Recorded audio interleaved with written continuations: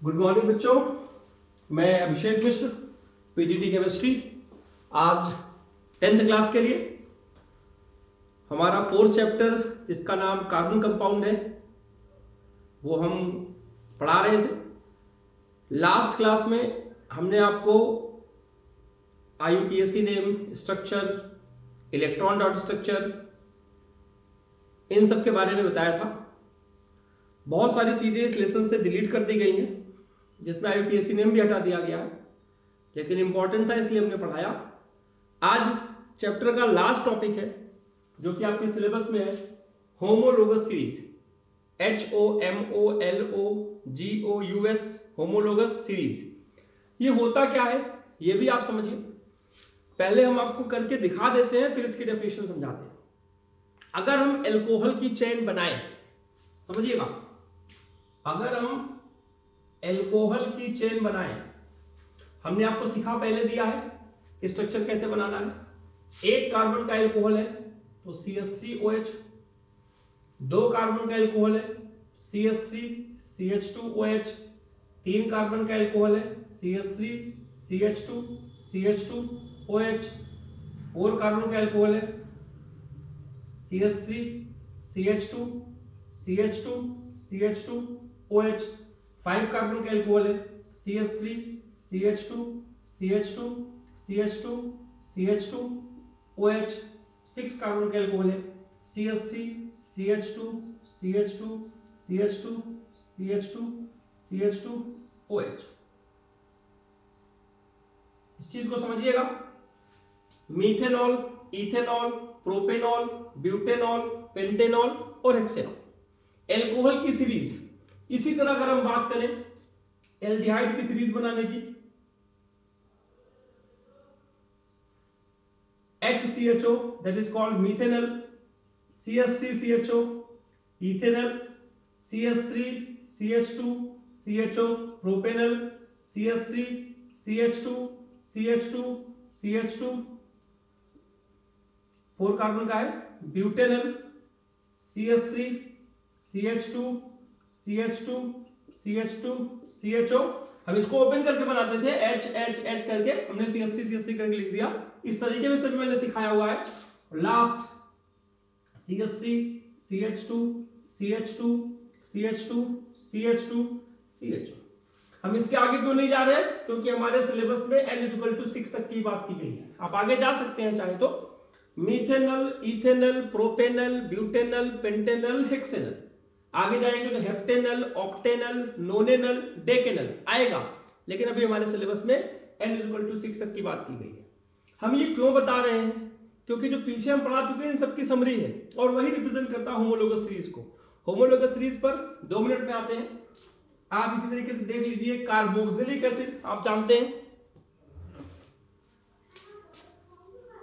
Carboxylic acid की बात कर रहे हैं हम, इसके बारे में बात करते हैं।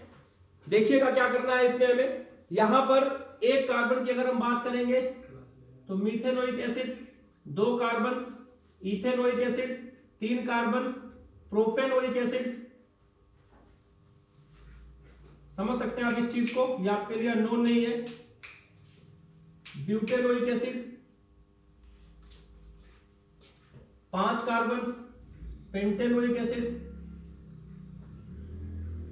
और 6 कार्बन की अगर हम बात करेंगे तो यहां पर हम बोलेंगे हेक्सेनोइक एसिड। फिर आगे हेप्टेनोइक एसिड आएगा, ऑक्टेनोइक आएगा, नोनेनोइक आएगा, डेकेनोइक आएगा, वो हम बाद में डिस्कशन करेंगे। तो हम बताना क्या चाहते हैं वो देखिए। एल्कोहल के पहले और दूसरे कार्बन का डिफरेंस देखिए, कितने कार्बन का डिफरेंस है। यानी मीथेनॉल और इथेनॉल में देखिएगा 1 C का डिफरेंस है और 2 H का डिफरेंस है। यही डिफरेंस आपको यहां भी दिख जाएगा, यही डिफरेंस आपको यहां दिख जाएगा, यही डिफरेंस आपको यहां दिख जाएगा। ध्यान से समझिएगा कि अगर ये वाला CH2 हम यहां से हटा देते हैं, यही इसी का डिफरेंस है आपके ब्यूटेनॉल और पेंटेनॉल में, और यही डिफरेंस आपको दिखेगा यहां पे। याद रखिएगा CH2 अकेला नहीं होता, इसकी 2 वैलेंसी खाली होती है। इसे मिथाइलिन बोलते हैं। क्या बोलते हैं? मिथाइलिन। मिथाइलिन ग्रुप होता है ये। सेम डिफरेंस आप यहां देखिएगा, CH2 का डिफरेंस आप देख सकते हैं यहां पे, सेम डिफरेंस यहां पे दिखेगा, सेम डिफरेंस यहां पे दिखेगा, सेम डिफरेंस यहां पे दिखेगा, सेम डिफरेंस, ये डिफरेंस जो है हर पड़ोसी पड़ोसी के बीच में दिखता है। जो नेबरिंग कंपाउंड्स है, जो नेबरिंग एक दूसरे के जस्ट पड़ोस में है, उनके बीच में जो CH2 का डिफरेंस है, मिथाइलिन ग्रुप का डिफरेंस है, इसी से डिफाइन किया गया कि होमोलोगस सीरीज क्या होती है।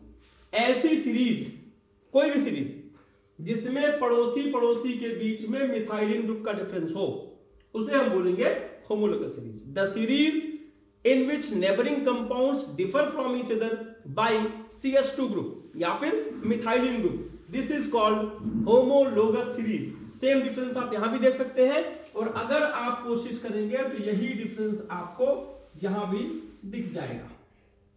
बस समझने की जरूरत है, यही CH2 का डिफरेंस यहां भी दिख जाएगा हर केस में। तो the series in which neighbouring compounds differ from each other by CH2 group या methylene group is called homologous series. इसकी कैरेक्टरिस्टिक्स आती है, तो पहली कैरेक्टरिस्टिक में तो हम यही डेफिनेशन लिख देते हैं कि नेबरिंग कंपाउंड्स में CH2 का डिफरेंस होता है। दूसरी कैरेक्टरिस्टिक में लिख रहे हैं कि नेबरिंग कंपाउंड का जो मॉलिक्यूलर मास हम काउंट करते हैं, उनमें 14U का डिफरेंस होता है। क्यों? एक कार्बन का मास 12, हाइड्रोजन का 1, तो दो हाइड्रोजन है, 12 और 2 मिलकर 14 हो जाएगा। यानी अगर हम मिथेनॉल का मॉलिक्यूलर मास फाइंड आउट करें और इथेनॉल का करें, तो दोनों का डिफरेंस चेक करेंगे तो क्या आएगा? 14U का डिफरेंस आएगा। करके देख लेते हैं। कार्बन का 12, हाइड्रोजन का 1, इसमें 4 हाइड्रोजन है, 12 और 4 16, और ऑक्सीजन का 16 होता है, यानी ये 32U हो गया। और अगर इसकी हम बात करें तो आप इसको चेक कर सकते हैं, अपने आप 46U आएगा। और इन दोनों का डिफरेंस फाइंड आउट करने की कोशिश करेंगे तो 14U मिल जाएगा। अब इसका 46 है, यानी इसमें अगर हम 14 ऐड कर देंगे तो इसका मॉलिक्यूलर मास आ जाएगा। 14 ऐड कर देंगे तो ये 60 हो जाएगा। इसका चेक कर लीजिए, 60 मास आएगा। यानी CH2 का डिफरेंस होगा तो दोनों के मॉलिक्यूलर मास में कितने का डिफरेंस होगा? 14U का डिफरेंस होगा। तीसरी बात कि फंक्शनल ग्रुप सेम होते हैं तो उनकी केमिकल प्रॉपर्टीज भी सेम होगी, क्योंकि सारे कंपाउंड्स, आप पहला लिख सकते हैं फंक्शनल ग्रुप सेम, फिर तीसरा क्या लिख सकते हैं, चौथा प्रॉपर्टीज भी सेम। कौन सी प्रॉपर्टीज? हम केमिकल की बात कर रहे हैं अभी, जो फंक्शनल ग्रुप से डिटरमाइन होता है। आपको डेफिनेशन बताई थी कि वे ग्रुप जो केमिकल प्रॉपर्टी को डिटरमाइन करते हैं उन्हें हम फंक्शनल ग्रुप कहते हैं। तो अगर फंक्शनल ग्रुप सेम होगा सब में तो हम उसकी प्रॉपर्टीज भी सेम बोलेंगे। अब देखिए, यानी methanol, ethanol, propanol, butanol, homologous series अगर अल्कोहल की बनाएंगे तो सब में OH OH होगा, सबकी प्रॉपर्टीज सेम होगी, केमिकल प्रॉपर्टीज। एल्डिहाइड की बनाएंगे तो सब में CHO CHO CHO CHO CHO होगा। यानी हम एल्डिहाइड को अल्कोहल से कंपेयर करके होमोलोगस सीरीज नहीं बनाते। होमोलोगस सीरीज या तो अल्कोहल की बनेगी, या तो एल्डिहाइड की बनेगी, या तो कीटोन की बनेगी, या कार्बोक्सिलिक एसिड की बनेगी, किसी पर्टिकुलर ग्रुप की बना सकते हैं। हम हाइड्रोकार्बन की भी बात कर लेते हैं। CH ट्रिपल बॉन्ड CH, ये आपका इथाइन है। CH3C ट्रिपल बॉन्ड CH, ये आपका प्रोपाइन है। चेक कर लीजिए, यहाँ पे C2 है, H2 है, यहाँ पे C3 है और H4 है। इन दोनों में डिफरेंस देख लीजिए कितने का है। एक कार्बन का डिफरेंस है और दो हाइड्रोजन का डिफरेंस है। तो ये डिफरेंस आपको हर जगह दिख जाएगा।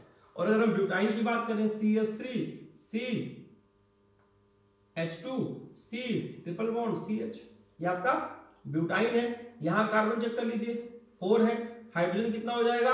6 है, 3 2 5 और 1 6। इसके बीच का डिफरेंस देख लीजिए, ये भी आपका CH2 आएगा। तो होमोलोग किसी का भी देख लीजिए, एल्केन का देख सकते हैं, एल्कीन का देख सकते हैं, एल्काइन का देख सकते हैं, एल्डिहाइड का देख सकते हैं, कीटोन का देख सकते हैं, कार्बोक्सिलिक एसिड का देख सकते हैं और अल्कोहल का देख सकते हैं। हेलोजन के कंपाउंड्स में आप जैसे जैसे नंबर ऑफ कार्बन इंक्रीज करते जाएंगे CH2 का डिफरेंस आता जाएगा। अब एक नई बात आपको बता दी जाए, इसको मैं थोड़ा सा हटा देता हूं। उम्मीद है कि होमोलोगस सीरीज समझ में आ जाएगा और इसी टॉपिक के साथ हमारा लेसन चैप्टर खत्म हो जाएगा।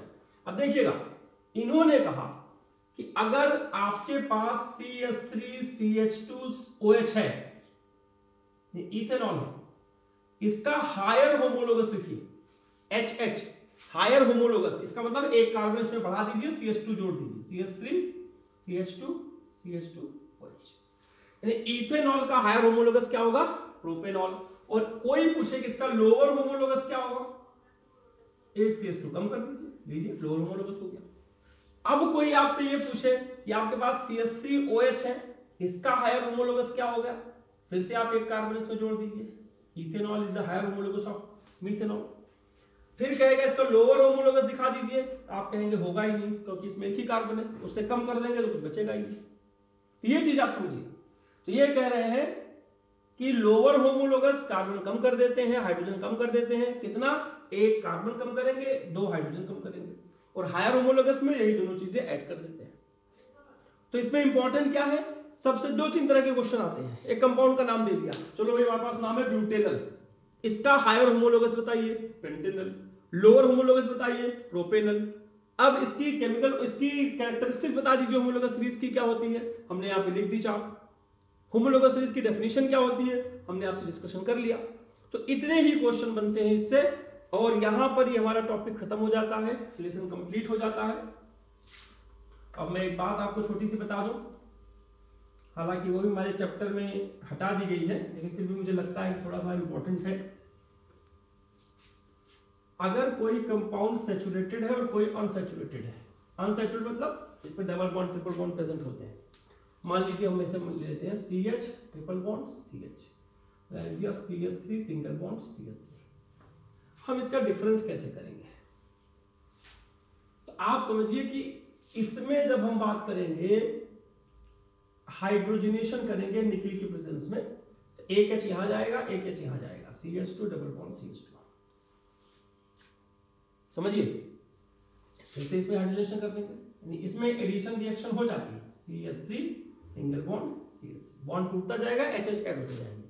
यहां पर ऐसा कोई एडिशन नहीं होता, एडिशन हाइड्रोजन का है उसमें, क्योंकि पहले से सैचुरेटेड है।